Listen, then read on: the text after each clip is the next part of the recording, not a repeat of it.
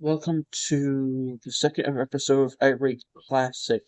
This episode will be about WrestleMania 2. Something to know about WrestleMania 2 is it was in three cities, New York being the first one, Chicago, and Los Angeles. Also,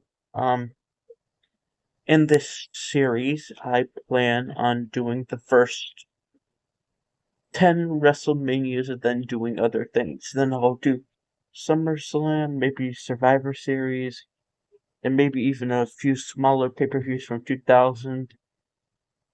I'll do some 2024, some 2020, some pay-per-views I've never seen before or wasn't a fan at the time for.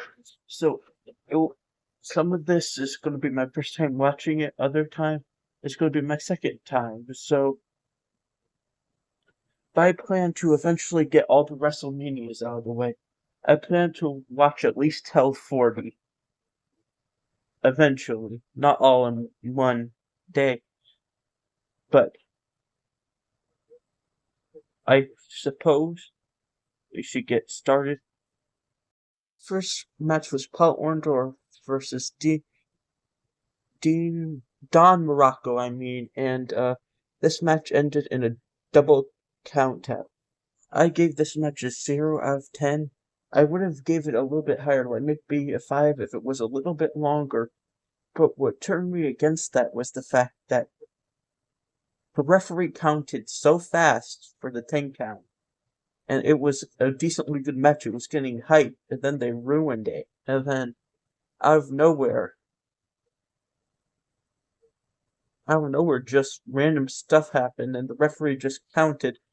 He didn't even count to 10. I didn't even see him use his fingers. It just happened. And then the match was over, and everyone was left a little bit disappointed, in my opinion. Next match is an Intercontinental Championship match where Randy Savage defeats George the Animal Steel. I gave this match a 8 out of 10 because I thought it was perfect for what it was. Randy Savage and George the Animal Steel had fun out there, and I enjoyed the match thoroughly. What I mean by that is they used flowers as weapons. George bit the turnbuckle and put the whatchamacallit in his face. It was like the stuffing in Macho Man's face, and ultimately I think this is better than people say it is. In my personal opinion, I think it should be remembered as a WrestleMania classic, and this one is definitely worth watching of this show. Not much of this show is worth watching, in my opinion, just because of how terrible it truly is, especially in the Chicago part of the show. The next match was Jake the Snake versus defeating George Wells. This match I gave a 0 out of 10. Originally I was going to give it a 3, but it was just so bad. Half of the match was just Jake Roberts getting his butt kicked until he gave George the DDT, and it was ultimately a very boring match. It was just Jake getting his butt handed to him and then eventually getting a lucky shot to win the whole thing. This is like one of the worst matches of the night by far, and this night is like pretty awful all around. It's not something I could ever recommend to somebody, really. It's just that awful. Overall, there's 2 zeros already. That's a bad sign to come. This match in the main event of the New York part is Mr. T defeating Roddy Piper in a boxing match by disqualification. This match I gave a 7 out of 10 because it was a boxing match. It was fun, it was interesting, it was innovative, and for the first time they did it, I think it went over quite well. Roddy Piper lost by body slamming Mr. T in his cheating ways as a bad guy. I kind of liked that little finish to it. He threw the chair at Mr. T. Mr. T and him both knocked each other down, so it was quite even throughout the boxing match. And ultimately, I think was worth watching.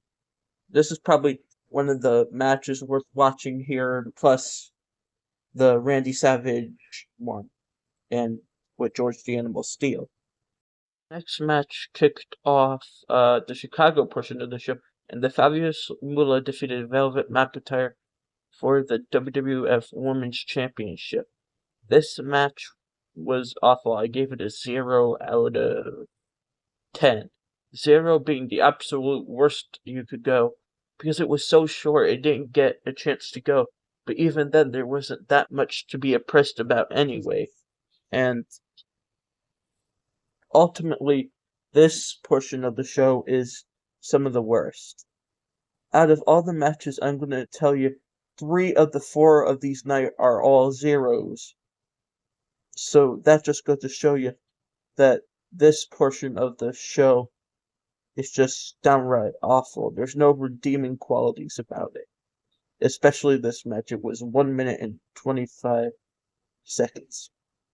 Next match is a flag match between Colonel Tejner and Nikolai Koloff.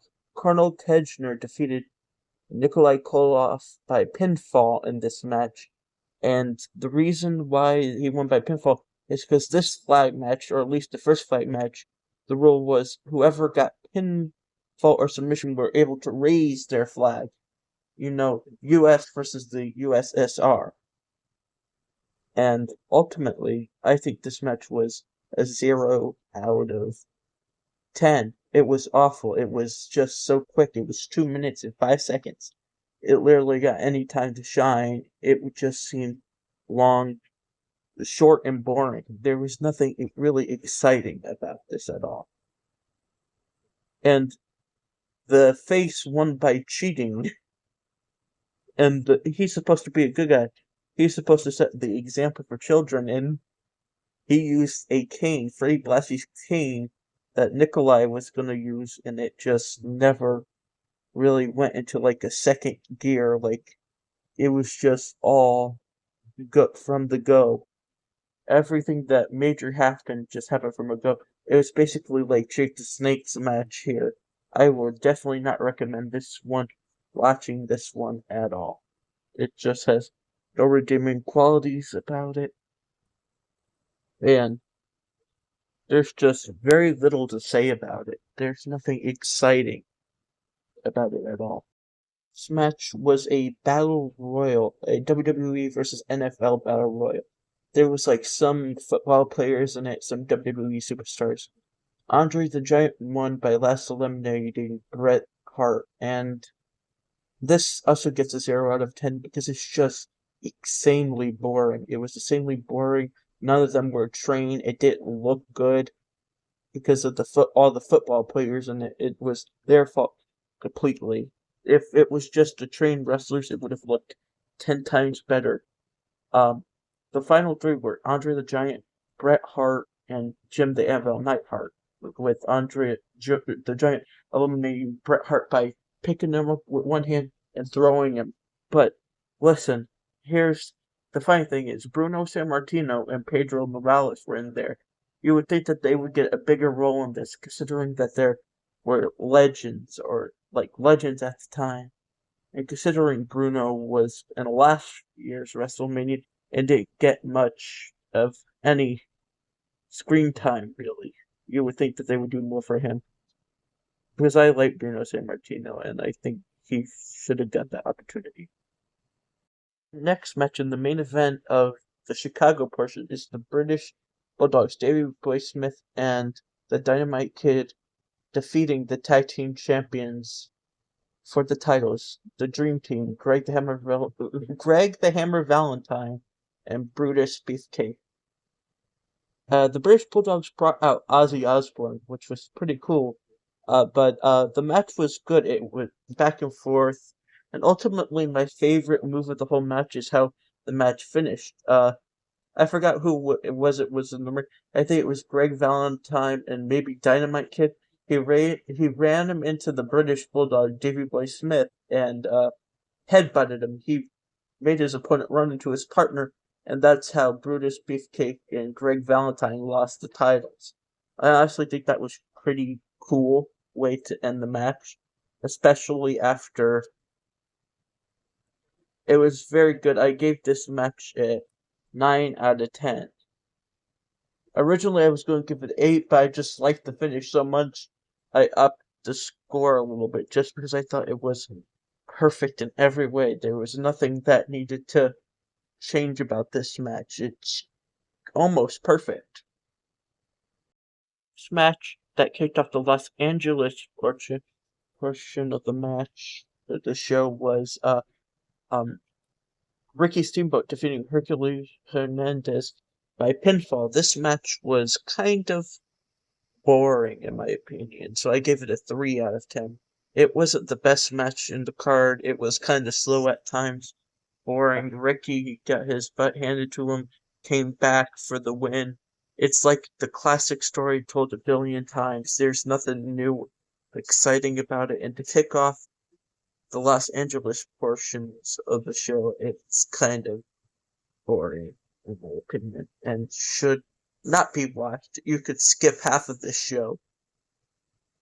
This match was Adrian Adonis defeating Uncle Elmer by pinfall. It was 3 minutes and 1 second. It was terrible. I gave this a 0 out of 10 because Adrian got his butt kicked the whole match and Uncle Elmer still lost. It was terrible all the way through. No redeeming qualities about it at all. This is half of the show unredeeming quality-wise. Everything is almost bad. Nothing redeeming about it. You notice a theme here, don't you? Next match is the Junkyard Dog and Tito Santana versus Haas Funk, aka Dory Funk and Terry Funk. And this match I gave a the Funks won by pinfall, and I gave the match a 6 out of 10 because it was boring, but it also was fun in parts. And I think if it went a little bit longer and it went more back and forth, and I would have liked it a little bit more, but this is definitely the part of the show I would start to recommend people watch more, because this part of the show I think has the best record by far, except maybe the first half of the show, not in Los Angeles, and because there was some good in this show in general, but this match just told a good story. Too bad a lot of the action happened when Terry Funk and Dory just kept leaving the ring over and over and over and over and over again. It just got repetitive at times. It's the main event of the whole show. Hulk Hogan defeats King Kong Bundy by escaping the cage in a steel cage match for the WWF Championship. I give this match a 10 out of 10. I think what they did was really cool and impressive. They basically killed each other in that cage match. King Kong Bundy bled.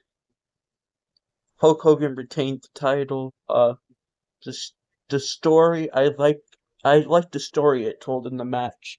That's the reason why I give it a 10 out of 10. And I can see why this is one of the iconic WrestleMania moments. And now we'll get to what I rate the whole show. I rate this whole show a 1 out of 10. And the reason why I rate it a 1 out of 10, despite the good really being good, is because there's just too much bad stuff in between to make this a good show. I think if some of the matches went longer, and if this was a current day pay-per-view, where each match would have got its time to thrive, I feel like it would have been better use. I also think the biggest problem with this pay-per-view is the amount of length of each match. So the longest match of the night was the boxing match, and the Hulk the tag team matches and the main event. And I think that you should have gave, like, maybe, let's say cut down the Andre the Giant Battle Royal thing and maybe give more time to, like, Ricky Steamboat or Adrian Adonis. I don't think that match would have been good regardless, but still, this show had a lot of bad in it compared to the other WrestleManias, so this by far is the worst one I have seen so far. But I do have to say, the good stuff was really good in my opinion.